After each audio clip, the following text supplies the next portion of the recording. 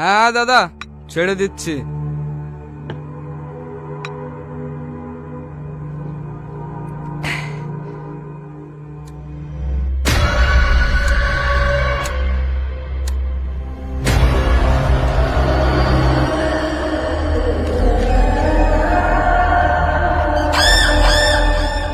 যা, তোরা বাইরে গিয়ে বস, আমি একটু পরে আসছি। দেখ রাজু, আমাদের কাজ হয়ে গেছে, মেয়েটাকে ছেড়ে দে, ফালতু ঝামেলা বাড়াসনি। হ্যাঁ, ছেড়ে দেবো? দাদা তোকে একটু বেশি ভালোবাসি বলে মাথায় উঠে বসিস নি। চামচা চামচার মতো থাকবি। চল ফাট।